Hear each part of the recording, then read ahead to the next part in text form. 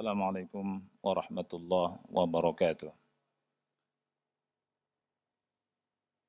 Innal hamdalillah nahmaduhu wa nasta'inuhu wa nastaghfiruh wa na'udzu billahi min shururi anfusina wa min sayyiati a'malina. May yahdihillahu fala mudilla lahu wa may yudlil fala hadiya lahu. Ashhadu an la ilaha illallah wahdahu la syarika lahu wa ashhadu anna Muhammadan abduhu wa rasuluh.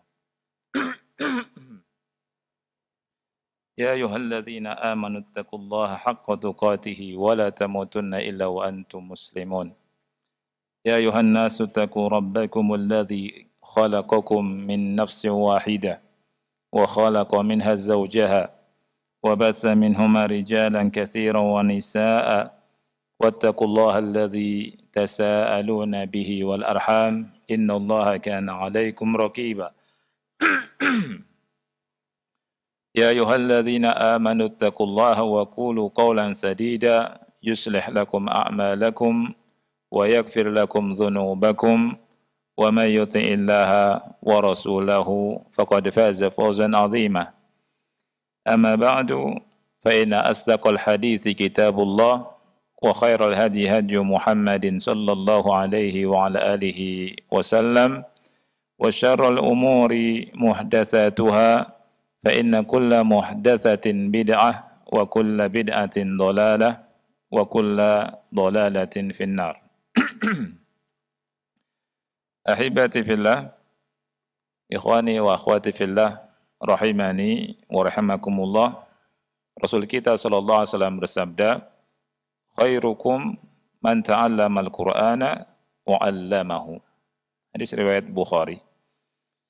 Sebaik-baik kalian adalah orang yang belajar Al-Quran dan mengajarkannya. Di antara kita ada orang yang terbaik. Dan orang yang terbaik menurut Rasul kita sallallahu alaihi wasallam adalah orang yang belajar Al-Quran dan mengajarkan Al-Quran.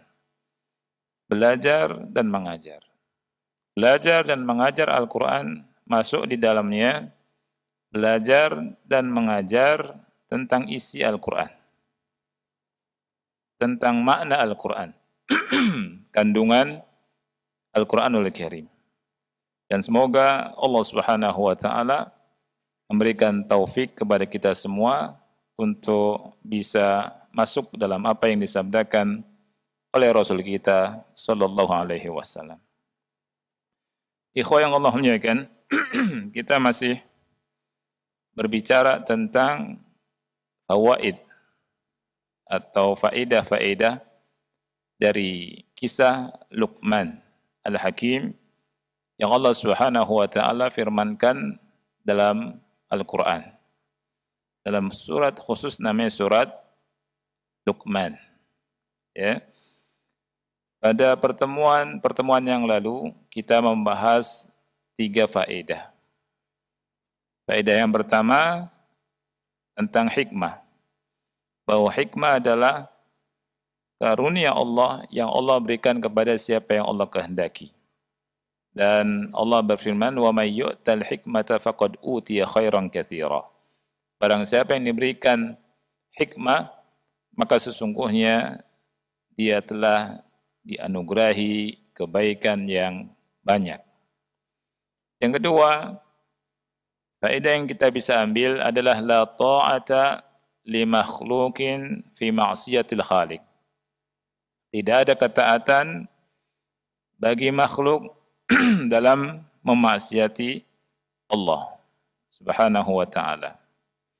Kemudian faedah yang ketiga adalah diambil dari surat Luqman ayat ke-15, yakni wattaqu yawman turja'una fihi ila Allah.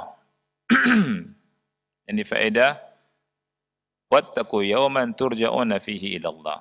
Hendaknya kalian semua, kita semua takut akan sebuah hari yang kita semua akan kembali kepada Allah Subhanahu wa taala. Kita hidup di dunia sementara dan kita semua akan merasakan yang namanya kematian. Kita pasti meninggal. Dan setelah meninggal kita akan dibangkitkan kembali kemudian berdiri di hadapan Allah Subhanahu wa taala untuk mempertanggungjawabkan seluruh amalan yang kita lakukan di atas muka bumi ini. Ikhwah yang Allah muliakan, faedah yang keempat yang akan kita bahas dalam pertemuan ini adalah alal abai an yattaqullaha fi abnaihim. Wajib bagi ayah atau orang tua bertakwa kepada Allah dalam urusan anak-anak mereka. Sekali lagi, kewajiban orang tua untuk bertakwa kepada Allah dalam urusan anak-anaknya. Dan ini diambil dari wasiat-wasiat Luqman Al-Hakim, di mana Luqman Al-Hakim memberikan beberapa wasiat kepada putranya yang Allah Subhanahu wa taala sebutkan dalam surat Luqman. Ya. Ini menunjukkan perhatian Luqman kepada putranya. Kita hendaknya mencontoh kepada Luqman Al-Hakim dan kita pun mengajarkan kebaikan kepada anak-anak kita. Memberikan wasiat yang baik kepada anak-anak kita. Dan bagi yang Allah Subhanahu wa taala anugerahi anak, maka hendaknya dia tahu bahwa dia akan dimintai pertanggungjawaban kelak di hadapan Allah Subhanahu wa taala. Apa yang diajarkan oleh dia kepada anaknya? Apakah diajarkan berbuat maksiat atau berbuat ketaatan? Apakah diajarkan sholat atau diajarkan suruh nyanyi, menari? Apakah diajarkan baca Quran atau nyanyi? Apakah diajarkan sedekah atau mencuri? Apakah diajarkan adab yang tinggi atau menjadi anak yang durhaka, pemarah dan seterusnya? Ya. Rasul kita sallallahu alaihi wasallam bersabda dalam hadis yang sahih riwayat Bukhari dan Muslim, "Kullukum ra'in wa kullukum mas'ulun an ra'iyati." Setiap kalian adalah pemimpin dan setiap pemimpin akan diminta pertanggungjawabnya dari apa yang dipimpinnya. War-rajulu ra'in fi ahlihi wa huwa mas'ulun an ra'iyatihi. Seorang laki-laki dia adalah pemimpin bagi keluarganya dan dia akan dimintai pertanggungjawaban dari apa yang dia pimpinnya. Wal mar'atu ra'iyatun fi baiti zawjiha wa mas'ulatun an ra'iyatiha. Begitu juga perempuan, wanita, dia pemimpin di rumah tangganya setelah suaminya dan dia akan dimintai pertanggungjawaban dari apa yang dipimpinnya. Oleh karena itu perhatikan rumah kita. Jangan sampai masuk dalamnya maksiat. Allah Subhanahu wa taala berfirman, "Ya ayyuhalladzina amanu qu anfusakum wa ahlikum nara." Wahai orang-orang yang beriman, jagalah diri kalian dan keluarga kalian dari api neraka. Ikhwah yang Allah muliakan, perlu kita ketahui bahwa anak itu merupakan nikmatun azimah, nikmat yang besar. Nikmat yang besar. Di mana muallif atau syekh rahimahullah di sini berkata, tadumu bisyukri wa tadhhabu bil kufr. Tadumu bisyukri wa tadhhabu bil kufr. Nikmat itu akan dawam. Senantiasa ada, terus. Ya. Akan menyertai hambanya. Akan dijaga oleh Allah dengan cara bersyukur. Wa tadhhabu bil kufr. Dan nikmat itu akan dicabut oleh Allah karena apa? Kekufuran. Karena kemaksiatan. Karena tidak pandai bersyukur kepada Allah Subhanahu wa taala. Begitu juga anak-anak yang Allah titipkan kepada kita semua, kepada antum semua. Ini merupakan nikmat yang besar yang hendaknya dijaga dengan cara bersyukur kepada Allah Subhanahu wa taala. Sekarang pertanyaannya adalah bagaimana kaifa yashkurul aba'u rabbahum ala ni'matil aulad? Bagaimana cara orang tua bersyukur kepada Allah Subhanahu wa taala atas nikmat anak? Al-jawabu bi an yu'addiyal aba'u haqqal abna'i 'alaihim. Jawabannya adalah dengan cara seorang tua atau orang-orang tua menunaikan hak-hak dari anak-anak mereka. Ya. Dan dalam kajian ini insyaallah kita akan membaca apa saja hak-hak anak kita. Ya. Ikhwan yang Allah muliakan, anak-anak yang Allah titipkan itu memiliki banyak hak yang wajib ditunaikan. Di sini dibagi menjadi dua. Hak-hak anak sebelum anak itu lahir dan hak-hak anak setelah anak itu ada atau lahir. Masalah yang pertama atau poin yang pertama, hak-hak anak sebelum anak itu dilahirkan, sebelum ada di muka bumi. Ada beberapa hak disebutkan di kitab ini, ada 3 hak. Yang pertama, yajibu 'ala ar-rajuli idza arada an yatazawwaja an yabhatha 'aniz zawjati salihati taqiyah. Wajib bagi seorang laki-laki apabila ingin menikah, zawaj, menikah, hendaknya dia mencari pasangan yang salihah, yang bertakwa. Ya. Yang nanti kelak akan menjadi ibu yang salihah untuk putra-putrinya. Dan wa 'alal mar'ati, begitu juga wajib bagi seorang wanita an takhtara ar-rajula as-salihal mu'minat taqi. Hendaknya dia memilih seseorang yang saleh, al-mu'min, yang bertakwa. Jangan asal pilih. Ya, jangan asal pilih. Pilihnya kalau yang datang mercy dipilih. Padahal bejat. Tapi kalau mercy kill, enggak mau. Padahal soleh. Ya. Jadi seorang wanita juga begitu. Wajib memilih apa? Laki-laki yang soleh, al-mu'min, at-taqi. Liyakuna aban salihan li auladiha, supaya nanti kelak menjadi bapak yang soleh bagi putra-putrinya. Fal abus salihu yu'athiru fi tarbiyatil aulad, karena seorang ayah yang soleh berpengaruh dalam pendidikan putra-putrinya.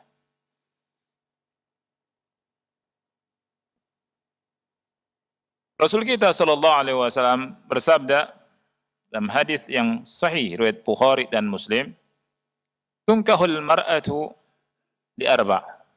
Tunkahul mar'atu li arba'. Wanita dinikahi karena 4 alasan. Li arba'. 4 alasan, ya. Yang pertama, lima liha, karena apa? Hartanya. Yang kedua, wali hasabiha, karena keturunannya. Yang ketiga, wajamaliha, karena kecantikannya. Dan yang keempat apa? Walidiniha, karena agamanya. Fadhfar fi dzatid din taribat yadak. Pilihlah yang punya agama. Niscaya beruntung, engkau beruntung. Artinya kalau enggak, merugi. Ya. Tapi caranya bagaimana, akhi? Ada caranya. Antum pilih ketika antum mau mencari pasangan. Itu antum lihat dulu. Ini lihat hadis, ya. Di prakteknya, antum lihat agamanya dulu atau cantiknya dulu? Ketika praktek.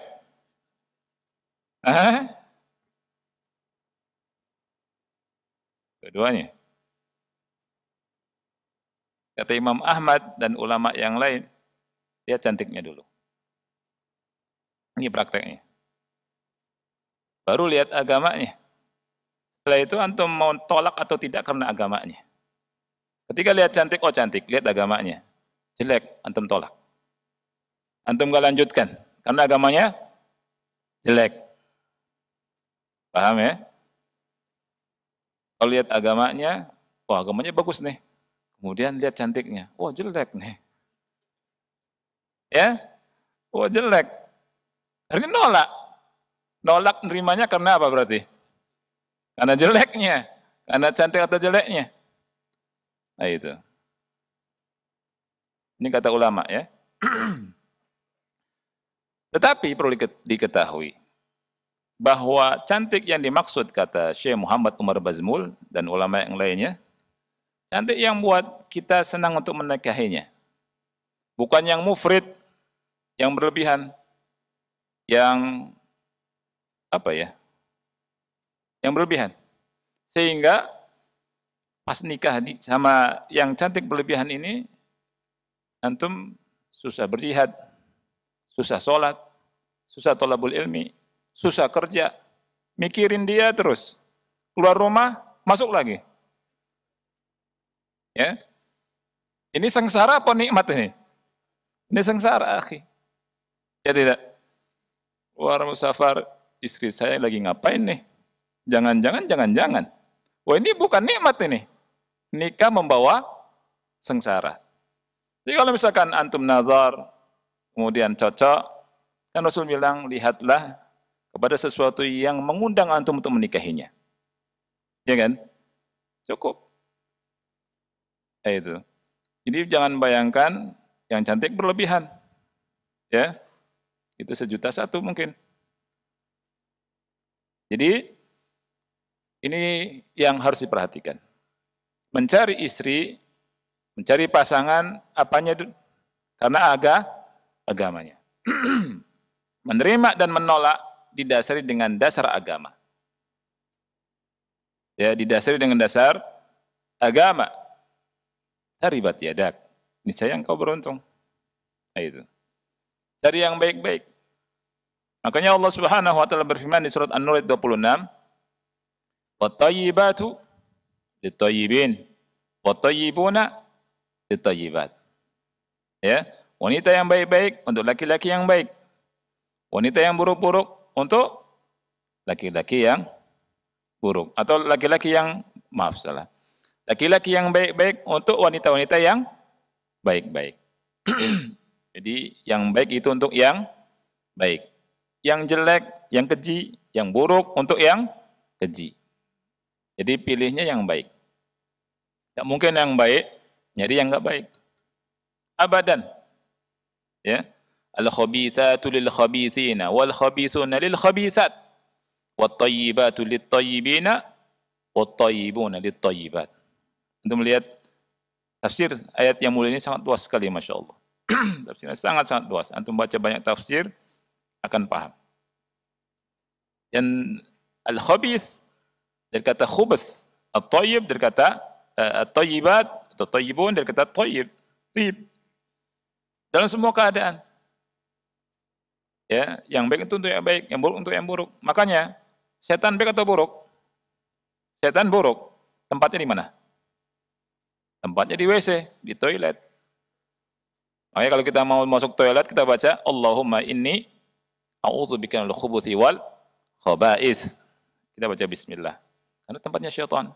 Makanya enggak benar kalau WC jadi kayak tempat tidur. Kemudian duduk cari inspirasi di situ. Ya, la haula wal quwwata illa billah. Ya. Kalau malaikat tempatnya di mana? Di masjid, di tempat-tempat majelis ilmu, thayyibin, yang bagus-bagus. Makanya bagi laki-laki, cari wanita yang baik-baik.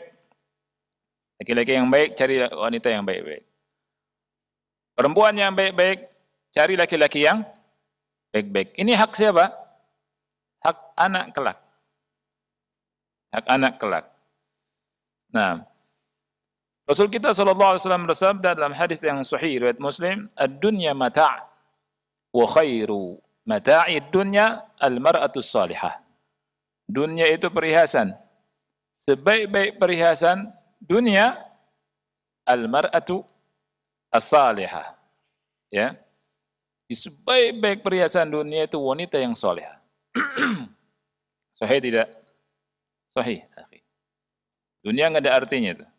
Kalau antum memiliki wanita salihah yang mau berjalan bersama, mengingat Allah, beribadah, mengingatkan antum kalau salah, mengingatkan niat, mengingatkan belajar, mengingatkan Masya Allah mendekatkan antum ke akhirat.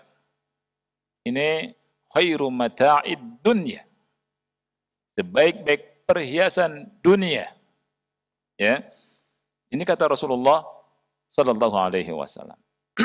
Kemudian Rasul kita sallallahu alaihi wasallam bersabda dalam hadis yang hasan riwayat Tirmizi, "Idza ataakum man tardawna khuluquhu wa dinahu fazawwijuh."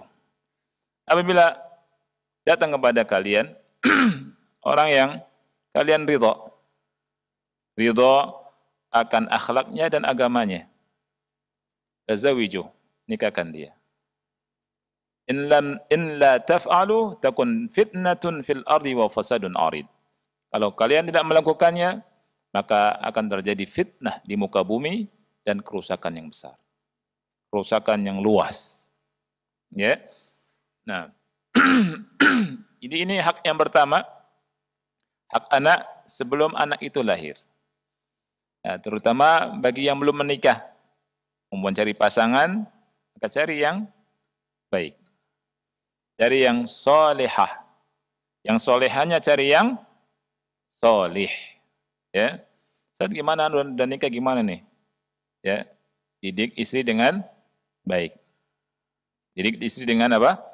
Dengan baik. Nah. Tanian yang kedua. Idza arada az-zawj an ya'ti zawjatahu an yata'awwadh billahi minasyaitonir rajim. Hifadhan 'alal walad minasyaitan. Kalau sudah nikah, ya, walimahan. Akad walimahan. Ya.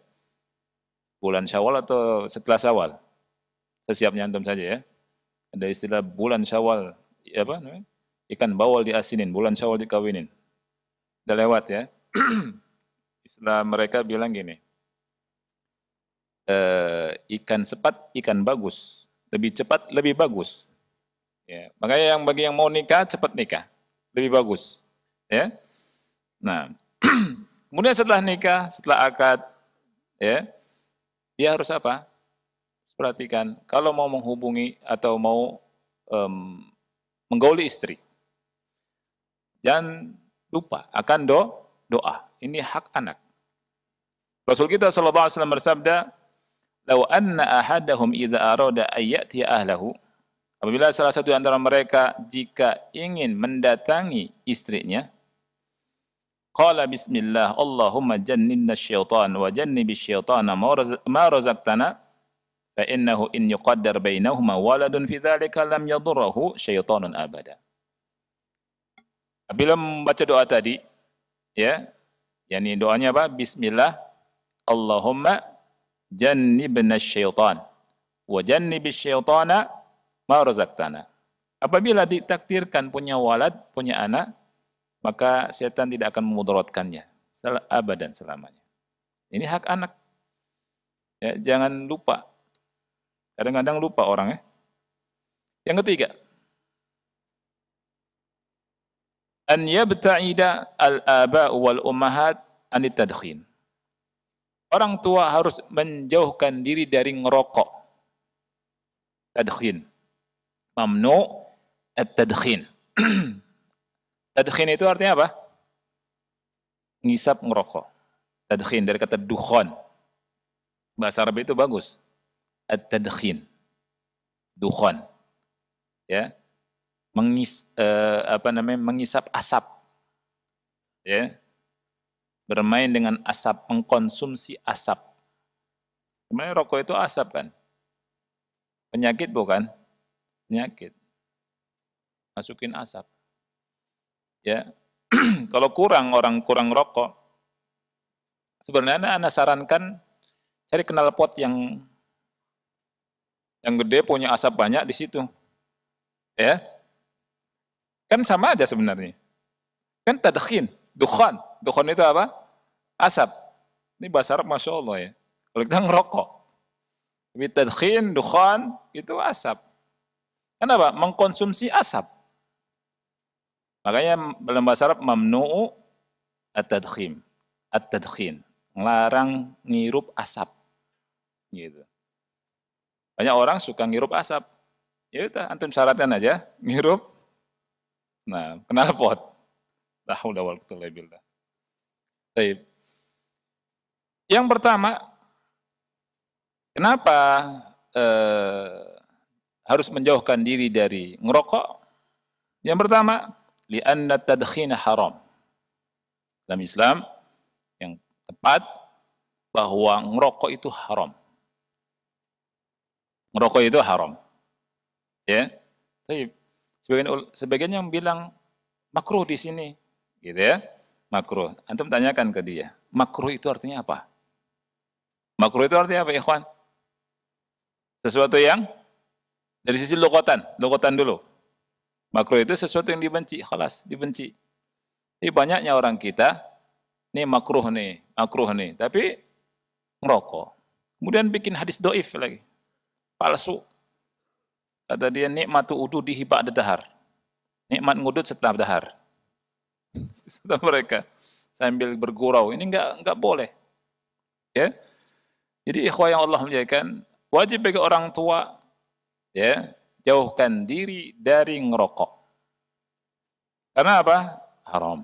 Yang kedua, li'anna ad-dukhana yadurru at-tifla hatta wa huwa fi batni ummih. Karena ngerokok itu bisa memudaratkan anak. Ya. Walaupun anaknya masih ada di perut ibu, jadi janin. Itu membahayakan. Subhanallah. Ibu yang rokok atau orang tua yang rokok berbahayanya sampai ke janin. Merusak janinnya, merusak anaknya. Ya. Wa kama yatasabbabu at-tadkhin fi isabati at-tifli bi amradin katsirah. Sebagaimana tadkhin ngerokok itu bisa menyebabkan anak ya menderita banyak penyakit. Banyak penyakit. Ya. Ada cacat karena rokok. Oleh karena itu jauhkan mengkonsumsi hal-hal yang bisa merusak janin. Di antaranya apa? Rokok ini. Rokok harus dijauhi. Baik. Ini 3 hak anak sebelum anak itu ada dan sebelum anak itu dilahirkan. Berikutnya adalah hak anak setelah anak itu lahir. Ya, sangat banyak. Kita sebutkan beberapa hal. Kalau tidak salah 9 di sini disebutkan ya, 9 hak anak setelah lahir. Panjang, oleh karena itu anak baca cepat saja. Yang pertama, an yakhtar lil waladi awil binti isman hasana. Milihkan nama yang bagus untuk anak. Ya. Milihkan nama yang bagus. Kata ulama, wa yusammuhum bi asma'il anbiya was sahabati was salihin. Jadi beri nama mereka nama-nama para nabi, para sahabat dan orang-orang saleh. Liyusammuhum bil asma'is sahla al-masyhurah al-mutadawilah bainan nas. Kemudian kasih nama mereka dengan nama-nama yang mudah, yang masyhur, yang ada di sekitar manusia. Ada sebagian orang, ikhwan, ketika anaknya lahir, dia nanya ke anak, Ustaz, tolong cari nama anak buat anak. Cari nama yang kira-kira belum ada. Ya, anak yang atau tidak apa istilahnya itu, tidak pasaran. Ya bingung anak. Ini bikin PR, cari di kitab dulu. Ya, nggak mesti, nggak harus. Nama sama nggak apa-apa. Nama sama nggak apa-apa. Dalilnya apa? Ketika ada seorang wanita datang ke Rasulullah SAW, kemudian ditanya, siapa? Zainab. Rasul bilang, ayu Zainab? Zainab yang mana? Ini menunjukkan banyak nama Zainab. Ya tidak? Banyak nama Zainab. Ini Zainab, Zainab, Zainab. Dia bilang Zainab imro'atu Abdullah bin Mas'ud. Zainab, istrinya Abdullah bin Mas'ud. Gitu ya. Jadi kalau namanya sama, enggak mesti malu. Ya. Zainab, Zainab, misalkan. Ahmad, Ahmad. Enggak masalah. Kan binnya beda kadang. Atau binnya sama. Kalau binnya sama, ya berarti bapaknya sama. Nah, kalau misalkan punya anak sudah terlanjur namanya jelek, ganti. Jadi nama yang bagus. Rasulullah SAW ketika datang seorang laki-laki namanya Hazan. Hazan ini susah. Kalau huzn sedih, ini Hazan, berat, susah. Rasulullah SAW ganti. Rasul bilang, bal anta sahal. Hadisnya sahih Bukhari. Anta sahal, kamu mudah. Ada seorang wanita namanya Asiyah. Namanya Asiyah. Ya, diganti sama Rasulullah SAW dengan nama Anti Jamilah. Anti Jamilah. Jamilah. Ini nama bagus. Kalau punya anak namanya Jamilah, enggak apa-apa. Jangan Jawilem. Oh, Jawilem, dijawil gelem. Bahasa Jawa ya. Kalau Jamilah bagus. Ya, Jamilah. Ini kata di buku tebak-tebakan bahasa Arab, Jamilah itu atwalul asma fil alam. Atwalul asma fil alam. Jadi sepanjang-panjang nama di alam semesta. Tidak ada lagi nama yang paling panjang kecuali Jamilah. Dari Jim ke Tamarbuto 1 mil. Ya? Tidak. Jim, Ja, Mil, lah, Tamarbuto. Ya kan? Berarti panjang sekali namanya kan? Baik. Jadi Rasulullah SAW memberikan nama yang baik kepada para sahabat Rasul kita SAW. Nah, kalau misalnya ada orang tua, dirikan namanya sudah terlanjur nama jelek, diganti tidak? Diganti dengan nama yang bagus. Ya. Namanya yang baik-baik. Ya, nama Abdullah, Abdurrahman, ya. Kemudian nama para nabi, ya. Nabi Muhammad, Salih, Yusuf, Yunus, banyak. Tidak kekurangan. Kemudian nama siapa lagi? Orang-orang soleh, Luqman, ya. Itu. Dan seterusnya.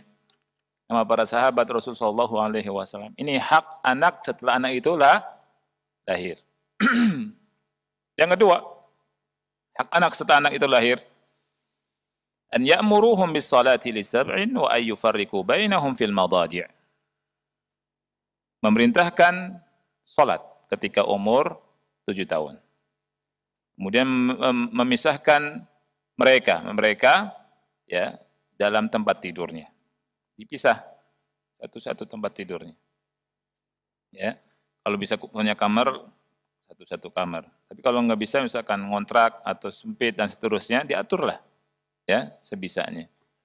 Nah, Rasul kita Shallallahu Alaihi Wasallam bersabda dalam hadis sahih riwayat Abu Dawud dan yang lainnya, muru auladakum bis salati wa hum abna'us sab'i sinin. Perintahkan anak-anak kalian ketika mereka berumur 7 tahun untuk sholat. Perintahkan untuk sholat ketika umur 7 tahun. Wadribuhum 'alaiha wa hum abna'u 'ashar. Dipukul kalau enggak mau sholat ketika umur 10 tahun. Wa fariqu bainahum fil madaji'. Pisahkan mereka dari tempat tidur mereka. Ini hak siapa? Hak anak. Ya. Jadi diajarkan sholat, diperintahkan untuk sholat. Allah berfirman dalam surat Thaha, wa'mur ahlaka bis salati wastabir 'alaiha la nas'aluka rizqa nahnu narzukuk wal 'aqibatu littaqwa. Ayat ini subhanallah membuat kita sejuk hati kita. Ya. Allah berfirman, wa'mur ahlaka bis salat, perintahkan anakmu, perintahkan keluargamu untuk apa? Salat. Wastabir 'alaiha, dan bersabar di atasnya. La nas'aluka rizqa. Kami enggak minta kalian rizki, kami enggak minta kamu rizki. Nahnu narzukuk. Kamilah yang kasih rizki. Wal akibatu littaqwa. Oleh karena itu ikhwan fillah, ayat ini ya memberi ilmu pada kita enggak boleh takut kekurangan rizki. Yang kita takut adalah kalau anak itu tidak sholat. Itu harus kita takut. Rizki Allah jamin. Pasti dijamin sama Allah. Allah katakan, nahnu narzukuk. Dan ajibnya, subhanallah, kalau kita melihat ayat-ayat dan hadis berbicara tentang ibadah dan tentang ketakwaan dibarengi dengan rizki. Dibarengi dengan rizki. Di antaranya Allah berfirman, "Wa may yattaqillaha yaj'al lahu makhraja wa yarzuqhu min haitsu la yahtasib." Barang siapa yang bertakwa kepada Allah Subhanahu wa taala akan memberikan jalan keluar dari kesempitannya. Bertakwa, mengerjakan perintah, meninggalkan larangan. Pasti dikasih jalan keluar dari kesempitan. Wa yarzuqhu min haitsu la yahtasib, dan Allah kasih rezeki dari arah yang tidak disangka-sangka. Ayat yang lain yang sering kita dengar, Allah berfirman dalam surah Az-Zariyat, "Wa ma khalaqtul jinna wal insa illa liya'budun." Dan tidaklah aku menciptakan jin dan manusia melainkan agar mereka beribadah kepadaku. Ayat ini lanjutannya. Kata Allah, "Ma uridu minhum min rizq wa ma uridu ayyut'imun. Innallaha huwar razzaq dzul quwwatil matin." Aku tidak menginginkan dari mereka rizki, dan aku tidak menginginkan dari mereka agar mereka memberi makan aku. Innallaha huwar razzaq. Sesungguhnya Allah itu Razzaq, Maha pemberi rizki. Dzul quwwah, yang memiliki kekuatan. Al-matin, yang kokoh. Ibadah, rizki. Dan surat Toha tadi, wa'mur ahlaka bis-shalah wastabir 'alaiha la nas'aluka rizqa nahnu narzukuk wal 'aqibatu littaqwa. Ya. Jadi ini apa namanya? Ini hak yang kedua. Hak yang ketiga, an yurabbuhum 'alal aqidati sahihah liyanju jami'an min adzabillah. Mendidik anak di atas akidah yang sahihah, akidah yang lurus, yang murni, agar mereka semuanya selamat dari azab Allah. Subhanallah, ini yang penting, sangat penting sekali. Mendidik anak kita di atas akidah yang lurus, akidah yang sahihah, akidah yang murni, safiyah, yang murni dari syawaib syirk wal bid'ah wal khurafat, yang murni dari racun kesyirikan, bid'ah dan khurafat. Sejak dini, sejak awal, Luqman Al-Hakim bilang ke anaknya, "Ya bunayya la tusyrik billah, inna syirka la zulmun azim." Ini akidah bukan? Akidah. Ya. Nah, pendidikan atau perhatian akan pendidikan anak,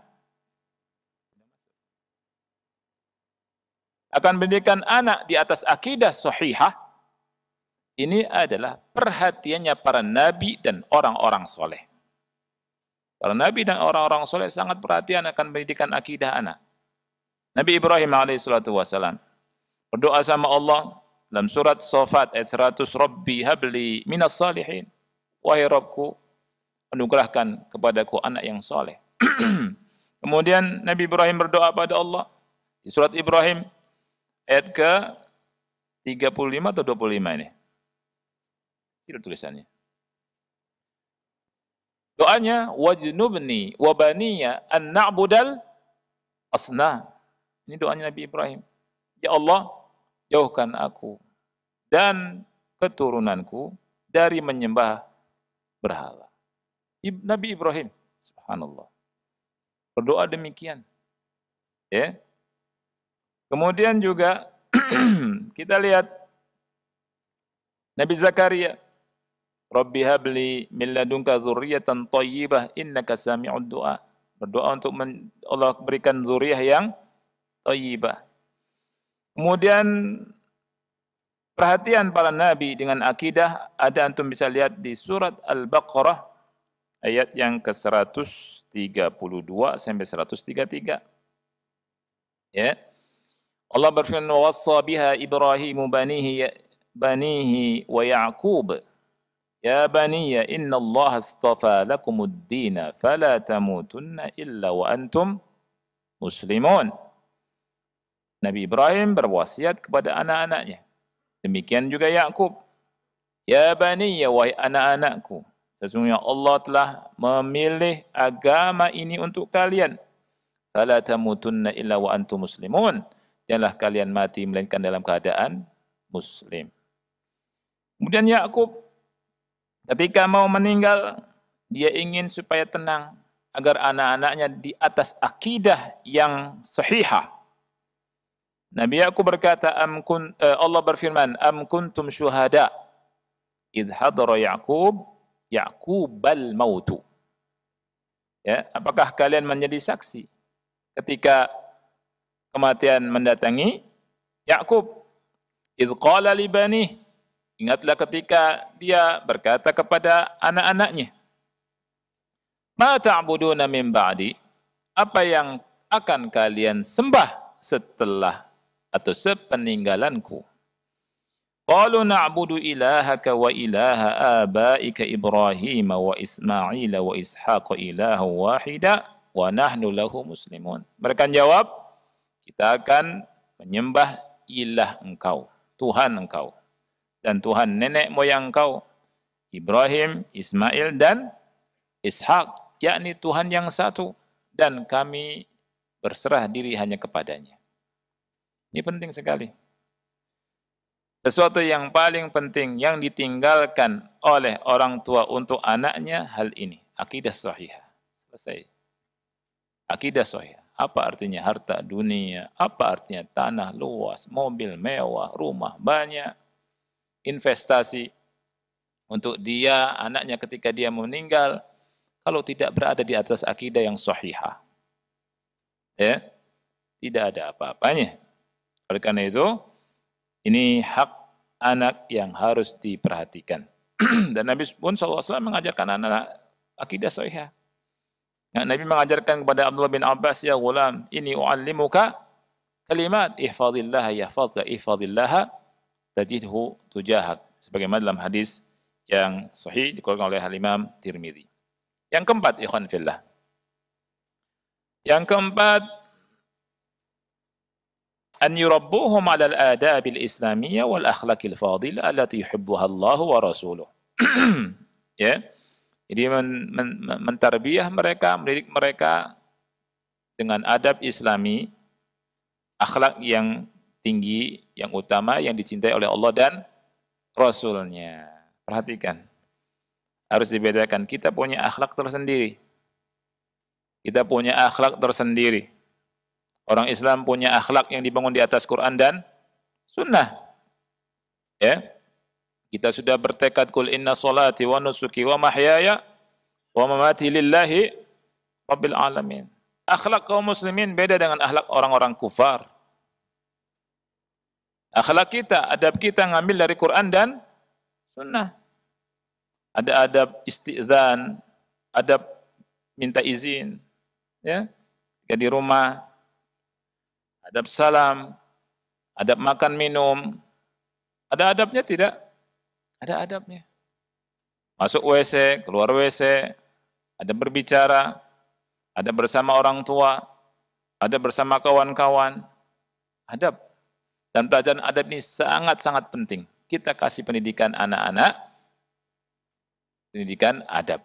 Kalau bisa dibacakan di rumah, buku adab, baca. Sehari dapat 1 adab, 2, 3, 4, begitu. Supaya anak-anak kita ngerti apa? Ngerti adab. Tanda kebahagiaan seseorang itu ketika beradab. Tanda kesengsaraan orang itu ketika tidak punya adab. Ya, dan adab kita disesuaikan dengan adab Islami.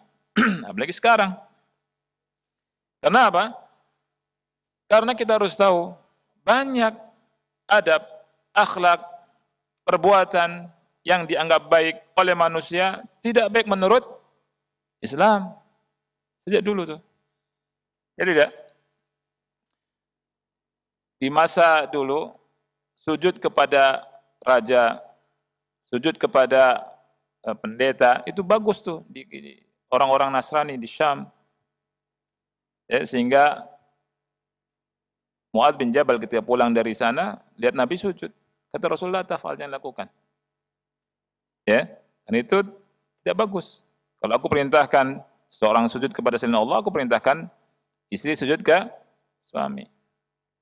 Orang sekarang memandang salaman laki-laki perempuan itu bagus, ya, itu baik, itu adab, itu biasa, itu keren, itu luar biasa. Apalagi kalau ustadz salaman sama perempuan, tambah keren lagi, ya, nggak milih-milih tuh ustadz, masya Allah akhlaknya bagus, kata mereka gitu.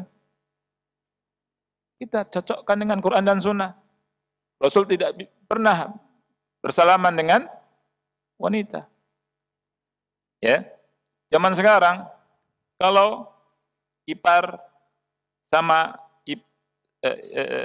iparnya, kalau suami sama ipar wanita dan seterusnya nganter-nganter, masya Allah bagus. Ya.